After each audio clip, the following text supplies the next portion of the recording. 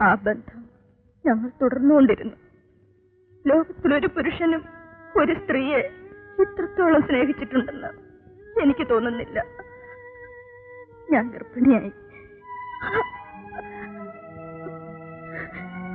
ശപിക്കപ്പെട്ട ആ നിമിഷങ്ങൾ എന്റെ ജീവിതം തിരുത്തിക്കുറിച്ചു. അപ്പോഴും അദ്ദേഹം എന്നെ ആശ്വസിപ്പിച്ചു. നീ എന്തിനു വിഷമിക്കുന്നു?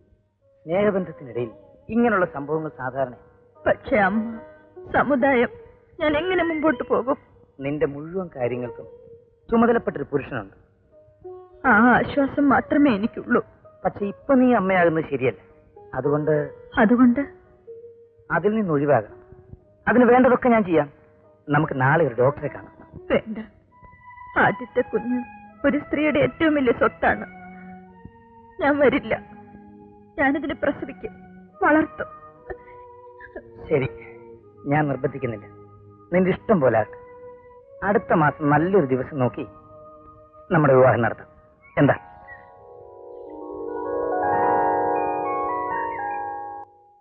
മോളെ, രവി സാറിനെ കണ്ടോ? ഇല്ല. എന്താ അമ്മേ? ഉച്ചയ്ക്ക് ഊണ് കഴിക്കാൻ വന്നില്ലല്ലോ. വീട് പൂട്ടിയിരിക്കുന്നു. അത്യാവശ്യമായിട്ട് നാട്ടിൽ പോയിരിക്കാന്ന് പ്യൂൺ പറഞ്ഞു. നാളെ വരുമായിരിക്കും അല്ലേ? അതെ അമ്മേ, ഒന്നും പറയാതല്ലേ പോയത്.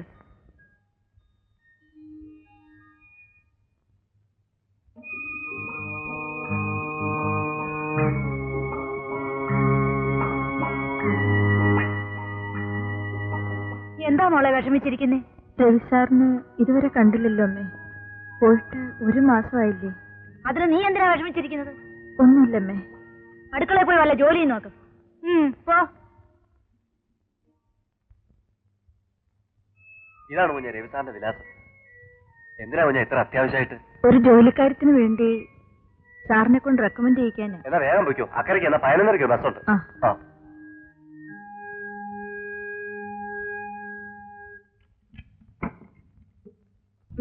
എന്താ? വില്ലേജ് ഓഫീസർ രവി സാറിന്റെ വീട് ഇതല്ലേ? അതെ. എന്താ? സാറിനെ ഒന്ന് കാണേണ്ട കാര്യം ഉണ്ടായിരുന്നു.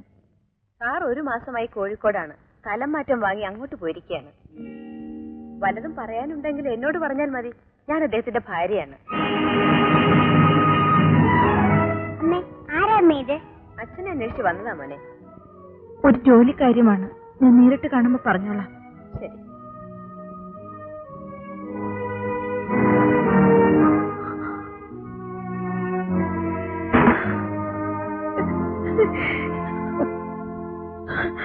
നടന്ന കാര്യം ഞാൻ എന്റെ അമ്മയോട് പറഞ്ഞു. മോളെ എന്ന് വിളിച്ചുകൊണ്ട് എന്റെ അമ്മ താഴെ വീണു. അത് അവസാനത്തെ വീഴ്ചയായിരുന്നു സാർ. പല പ്രാവശ്യം ഞാൻ ആത്മഹത്യക്ക് തുനിഞ്ഞു. അപ്പോഴെല്ലാം എന്റെ വയറ്റിൽ വളർന്നു വരുന്ന കുഞ്ഞിനെ പറ്റിയുള്ള ഓർമ്മ എന്നെ തടഞ്ഞു. എന്റെ പൊന്നുമോളുമായി ഞാൻ ജീവിക്കുന്നു സാർ. വെറുക്കപ്പെട്ടവളായി. ചീത്ത എന്ന മുദ്ര നാട്ടുകാരന്റെ നെറ്റിയിലടിച്ചു. ഞാൻ ചീത്തയാണോ സാർ? സത്യത്തിൽ ഞാൻ ചീത്തയാണോ? ക്ഷമിക്കൂ തുളസി, എന്നോട് ക്ഷമിക്കൂ. എന്നിലെ മനുഷ്യൻ ഒരു നിമിഷം മൃഗമായി. അത് സാരമില്ല. സാർ ഒരു മനുഷ്യനല്ലേ. ഞാൻ സാറിനെ കുറ്റപ്പെടുത്തുന്നില്ല. സാറിന് ആ മനുഷ്യന്റെ ഫോട്ടോ കാണണോ?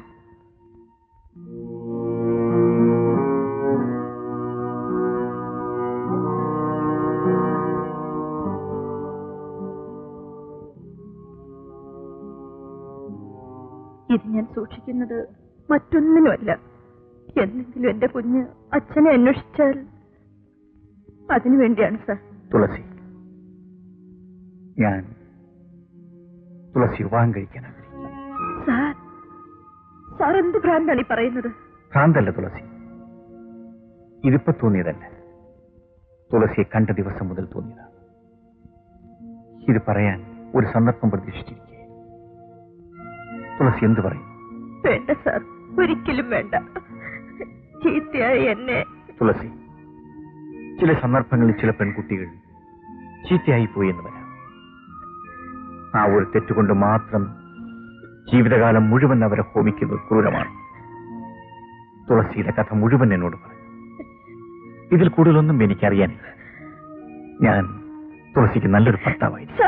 ദയവായി പോകൂ. ഇനി ഒരിക്കലും എന്നോട് കാര്യം പറയരുത്. ഞാൻ ഇനി ഒരു വിവാഹ ജീവിതം ആഗ്രഹിക്കുന്നില്ല.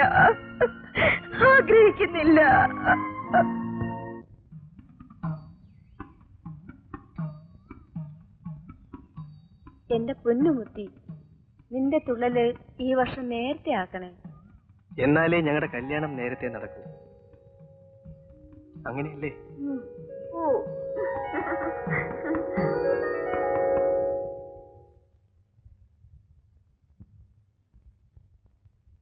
സാറെന്നെ അന്വേഷിച്ചെന്ന് പിയൂൺ പറഞ്ഞു. നാട്ടുകാര് ഡിഒയ്ക്ക് അയച്ച പെറ്റീഷന്റെ എക്സ്പ്ലനേഷൻ എന്നോട് ചോദിച്ചിരിക്കുന്നു. ഞാൻ എന്ത് എഴുതണം? സാറിന് ഇഷ്ടമുള്ള എഴുതാം. ഇനി ഞാൻ പൊയ്ക്കോട്ടെ.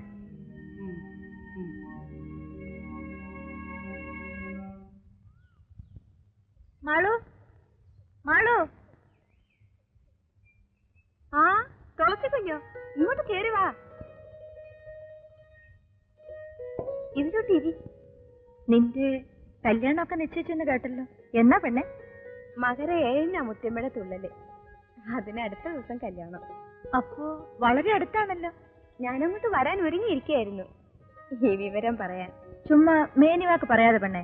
അയ്യോ അല്ല, നേരാ, മുത്തമ്മയാണ് സത്യം.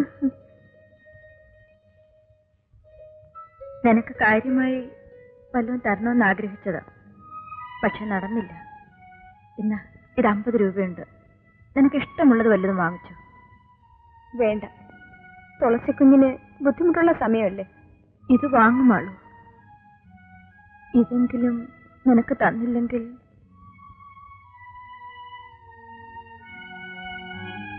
നീയും തനിച്ചെത്തിയ കൂടെ പറഞ്ഞില്ലെങ്കിലും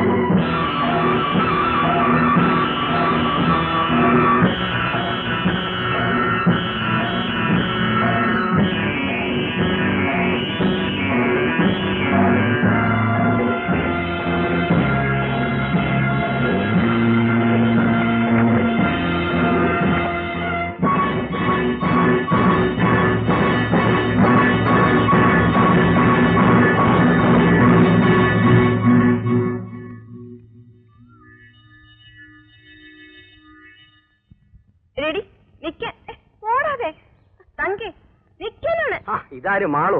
ആടെനിങ്ങ, ഞാൻ പിടിച്ചോളാം. എന്താ മാളോ, സുഖം തന്നെ? ഓ, സുഖം തന്നെ. ഈ പുല്ല് കൊടുക്കുവോ? ഇല്ല, ഇത് വേറൊരാൾക്ക് കൊടുക്കാനുള്ളതാ. അന്നത്തേക്ക് മാത്രം എനിക്കിതാ, മറ്റേ ആളിന് നാളെ കൊടുക്കാം. ഇല്ലെന്ന് പറഞ്ഞില്ലേ? വാസുള്ള മര്യാദയ്ക്ക് പോകുന്നതാണ് നല്ലത്. ഞാനിപ്പം മര്യാദ കടായിട്ട് എന്തെങ്കിലും പറഞ്ഞു. ഇത് കൊള്ളാം.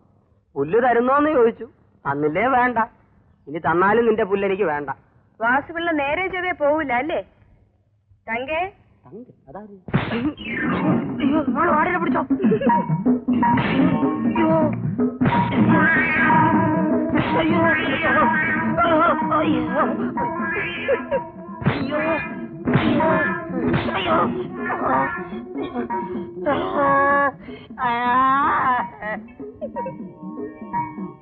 തങ്കേ മതി, വാ.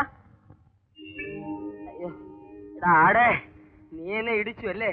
നീ നോക്കിക്കോ, എന്നെ ഇടിച്ചിട്ടുള്ളവരാരും നേരം വിളിപ്പിച്ചിട്ട് 24 മണിക്കൂറിനകം നിന്നെ ഞാൻ കീച്ചില്ലെങ്കിൽ എന്റെ പേര് മീശ വാസു എന്നല്ല. ഓടാതെ നടക്കടി തങ്കേ.